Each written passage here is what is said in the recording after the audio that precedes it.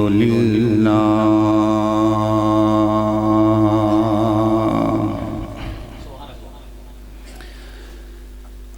الحمدللہ ذی المجد والعلا والعز والبقاء والرفعت والعلا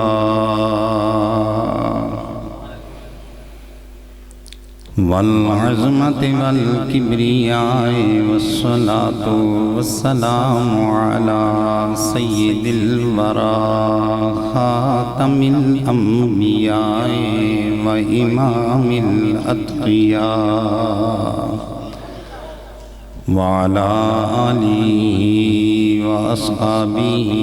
وأزواجہ وعشیرتہ وعطرتہ وجمیع اولادہ وعلینا اجمعین اما بعد فاعوذ باللہ من الشیطان الرجیم بسم اللہ الرحمن الرحیم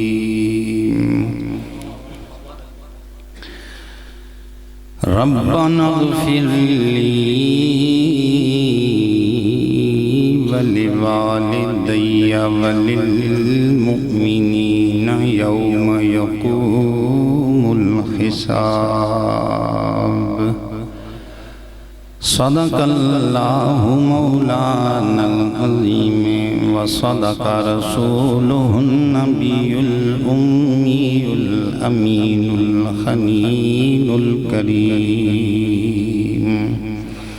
سبھی آباب درود پاک اللہم صلی علی سیدنا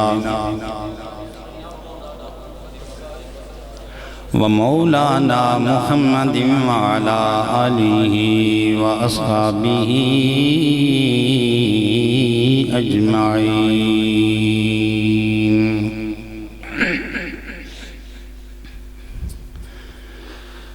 حبیبا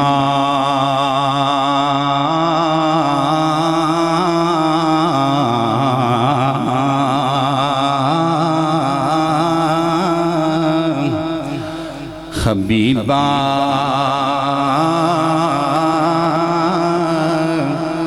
جد میرا وقت نزا ہووے تے آ جاؤں وقت نزا تو سمجھتے ہیں موت کا وقت ہے کہنے والا کہہ رہا ہے اے آمینہ کے لال جب میری زندگی کا آخری دھاگا ٹوٹنے لگے تو کرم کر دینا نظارہ عطا کر دینا آخری سانس سوکھا نکل جائے حبیبا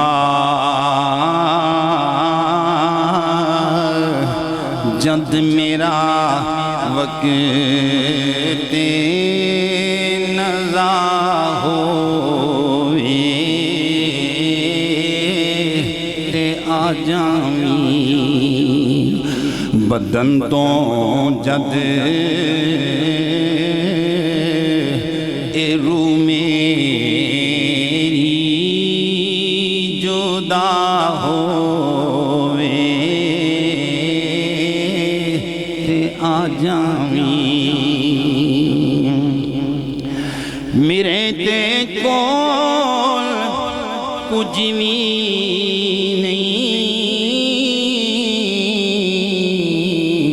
فقط پلے سنا تیری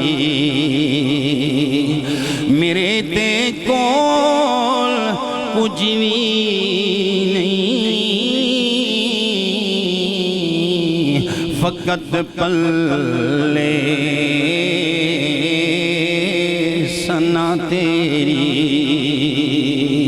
میری کیتی پسند سونا सना होवे ते आ जावी मेरी कीती पसंद सोना सना होवे ते आ जावी कब्र दा मरहला आका मैं सुनिया ढेर औखाए कब्र दा मरहला आका मैं सुनिया ढेर औखाए कब्र विच जद मैनू आका सजा होवे ते आ जावी कब्र विच जद मैनू आका सजा होवे ते आ जावी हबीबा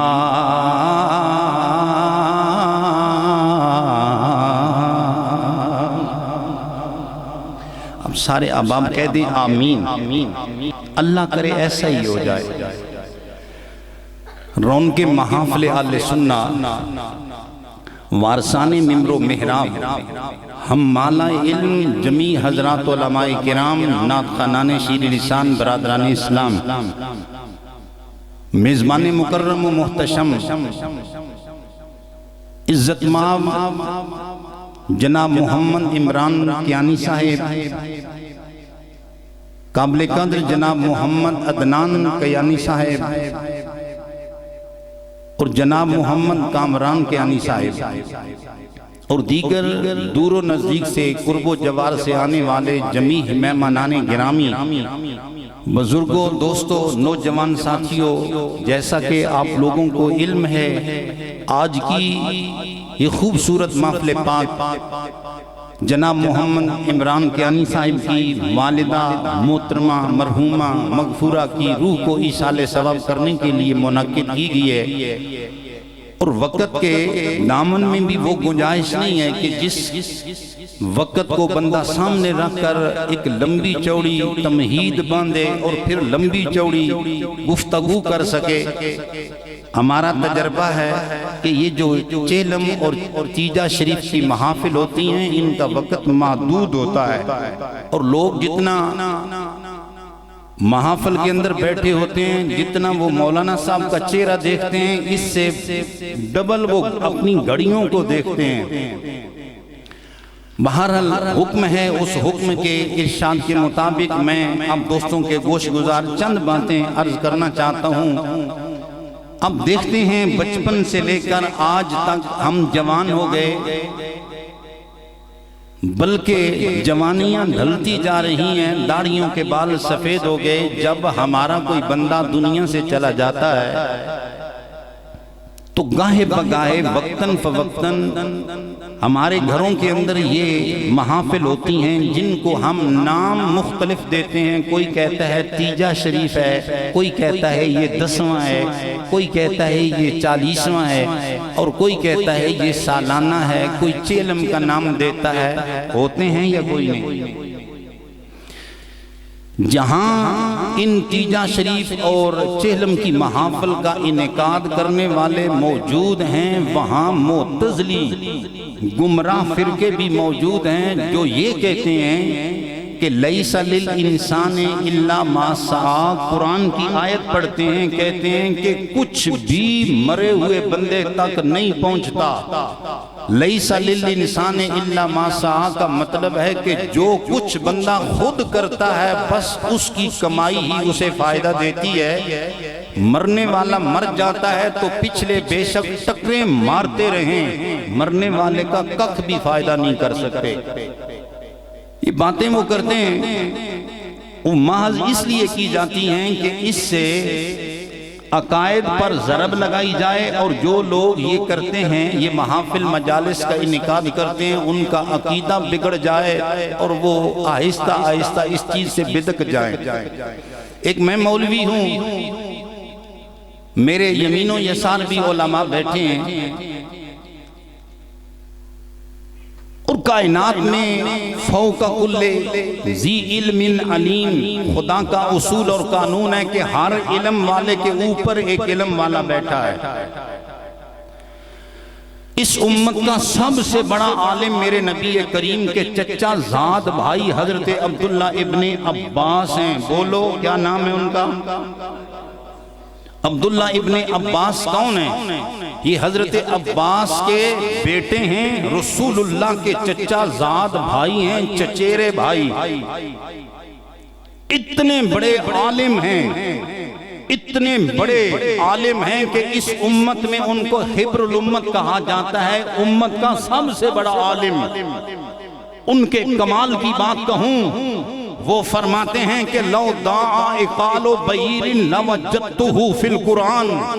کہتے ہیں اگر میرے اونٹ کا رسہ گم ہو جائے میں پھر انہیں جھاڑیوں میں جا کر تلاش نہیں کرتا، میرے اونٹ کا رسہ گم ہو جائے میں جا کر زمینوں کے اندر، باڑیوں کے اندر،